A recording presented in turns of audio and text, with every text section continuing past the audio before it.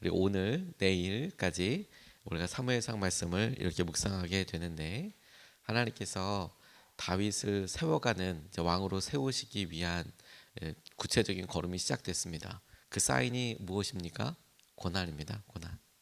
다윗이 드디어 이스라엘의 왕이 되는 첫걸음을 구체적으로 내딛게 되는데, 물론 그가 사무엘에 의해서 기름 부음을 받을 때부터 하나님께서 그를 선택하시고 이끄셨지만, 그가 이제 장면이 바뀌는구나 할 때 그 사인이, 그가 사울과 완전 대척점에 이르게 되고, 그가 사울이 자기를 죽인다는 것을 정확하게 다시 깨닫게 되고, 그리고 도망자의 길로 가게 되는 지금서부터 하나님께서 아주 구체적으로 다윗에게 말씀하시고 함께 하시고, 그리고 다윗을 통하여서 당신의 길을 걷도록 더 구체적으로 드러내셨습니다.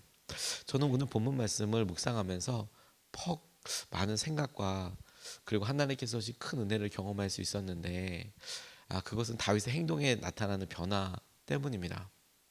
오늘 요나단을 만나고 난 다음에 다윗이 도망쳤어요. 이제 분명히 안 거죠.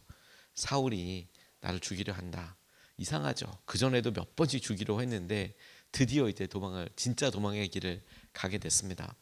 그래서 도망자의 길로 간 길이 어디냐면, 제사장이 있었던 아히도벨의 집인데, 그 제사장이 있던 곳인데, 그러니까 성소가 있던 곳이겠죠.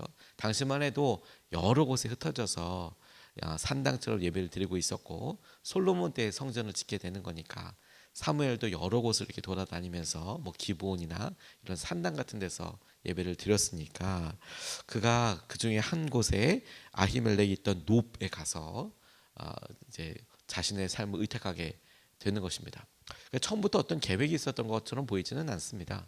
급하게 도망간 것 같아요. 그래서 실수도 하고, 그리고 바른 길 곧 하나님을 온전히 의지할 때까지 큰 어려움이 앞으로 스스로 이제 걸어가게 됩니다. 다윗에게 있어서 이 며칠의 휘청휘청하는 이것에 보면 안타까운 실수도 하고, 그게 어떻게 해야 될지 방향을 잡지 못해서 그가 혼돈하지만, 그때 있었던 실수 때문에 아주 아픈 책임도 져야 하고, 또 그런 실수들을 통해서 그가 정말로 주님의 왕으로 세우는 광야 학교에 어떻게 입학하는지도 보게 되는데, 오늘은 그 실수 첫 번째와 함께 그의 삶에 나타나는 변화에 우리가 좀 주목해 보고 싶습니다.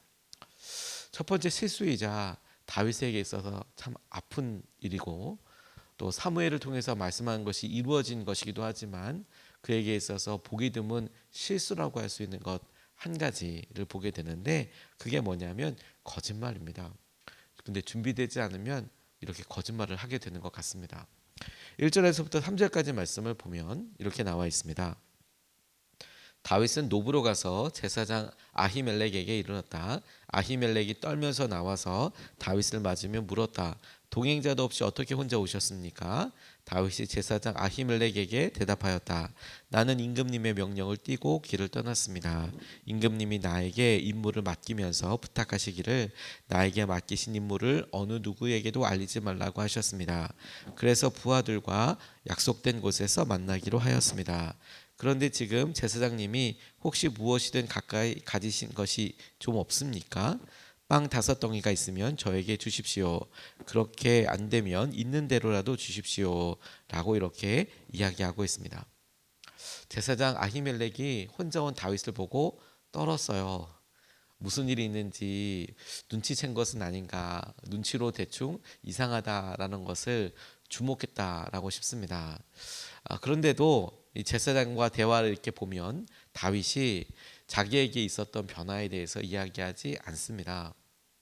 혹여 이렇게 한번 질문해 볼 수도 있지 않겠습니까? 다윗만 모르고 사실 주위에 있는 사람들은 사울 왕이 다윗을 죽이려 한다는 것을 다 알고 있지는 않았을까?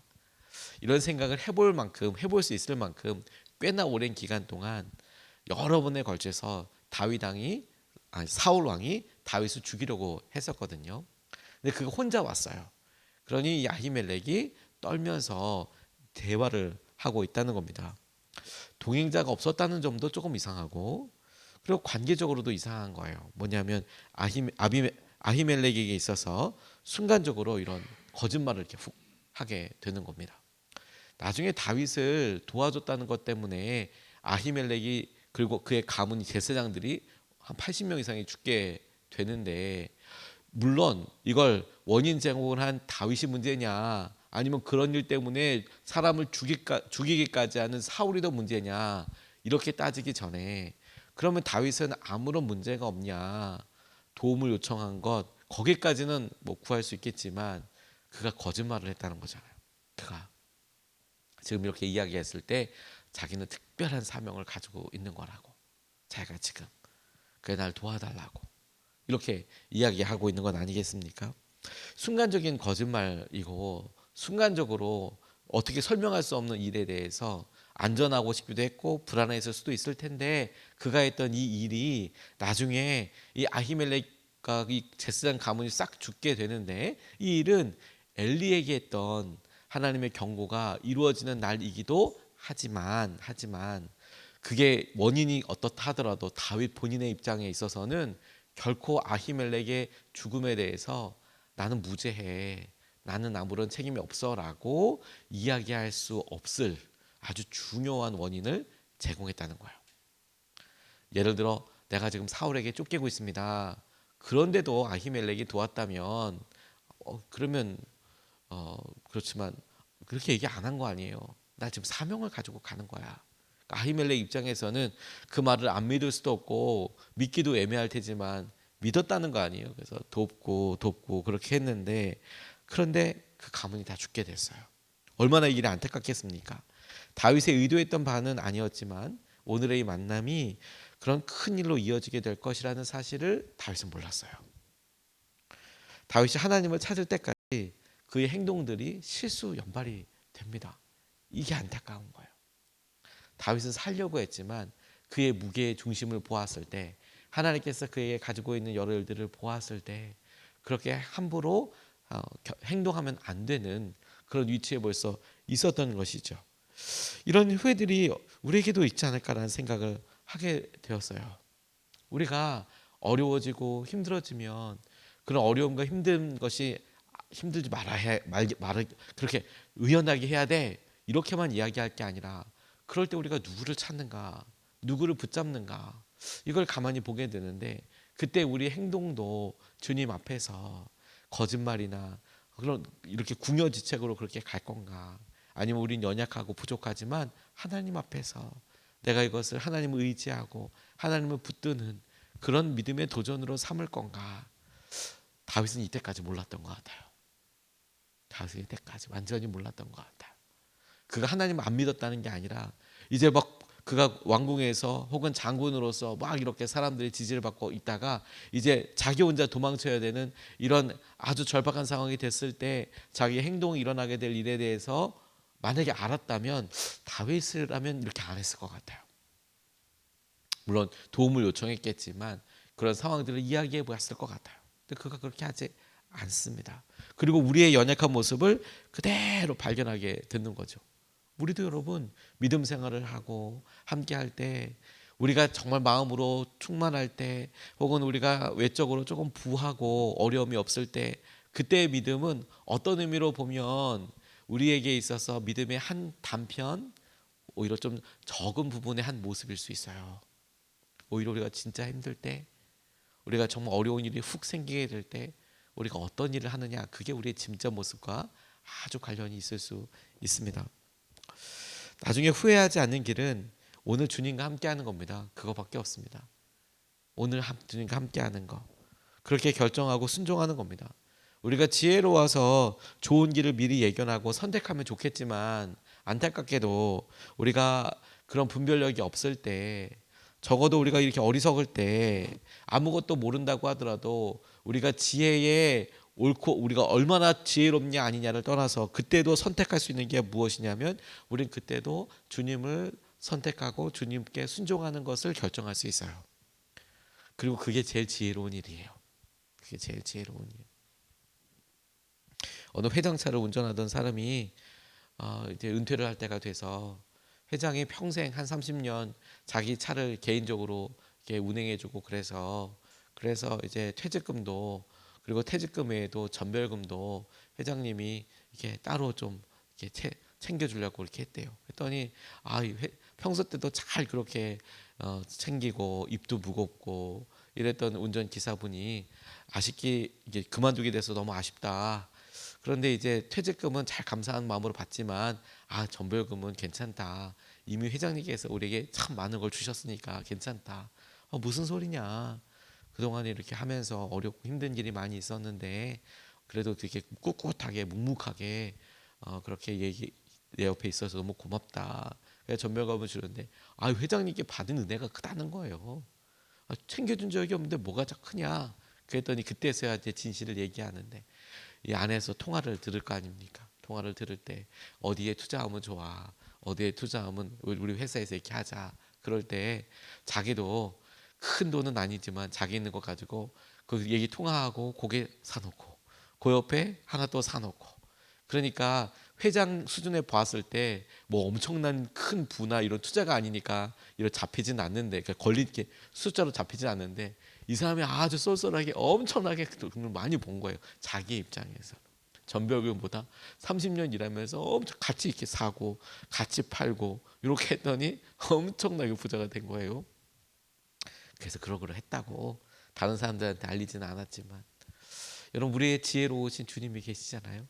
우리 주님을 선택하는 것이 가장 놀라운 은혜의 길이고 주님이 우리에게 바로 그 길로 가기 위하여 때로는 이런 고통과 아픔도 쓰시더라고요. 오늘 우리가 누구를 찾아가고 그 찾아가는 일에 어떻게 행동하고 있는지를 다윗의 연약함을 통해 우리가 함께 보고 싶어요. 그리고 두 번째, 저는 이 두 번째가 우리에게 정말 큰 도전과 은혜를 주신다고 싶어요. 그리고 오늘 제목도 그래서 그렇게 붙잡아 봤습니다. 골리앗의 칼을 그가 들어요. 8절에서부터 9절까지 말씀이 이렇게 이야기합니다. 다윗이 아히멜렉에게 또 한 가지를 물었다. 제사장님은 지금 혹시 창이나 칼을 가지고 계신 것이 없습니까? 저는 임금님의 명령이 너무도 급하여서 나의 칼이나 무기를 가져오지 못했습니다. 제사장님이 대답하였다. 그대가 엘라 골짜기에서 쳐 죽인 블레셋 사람 골리앗의 칼을 보자기에 싸서 여기 에봇 뒤에 두었습니다. 여기에 이것 말고는 다른 칼이 없으니 이 칼을 가지고 싶으면 가지십시오. 다윗이 말하였다. 그만한 것이 어디에 또 있겠습니까? 그것을 나에게 주십시오. 라고 이야기하고 있습니다. 그가 아무것도 안 갖고 있구나. 그래서 지금 그가 무기도 요청하는구나. 밥 말고 무기도 요청하는데 하필 거기에 골리앗의 칼이 있었네요. 골리앗의 칼이 거기 있었기 때문에 다윗이 간 게 아니고 거기 가서 칼을 요구해 보니 거기에 골리앗의 칼이 어느 순간서부터 보관되고 있었네요. 저는 이것이 다윗의 삶의 중요한 전환점을 상징적으로 보여주는 아주 중요한 그런 매개체이자 상징물이자 하나님께서 다윗을 그의 과거와 비교하여 보여주시는 굉장히 중요한 영적인 도전과 사인이라고 싶습니다.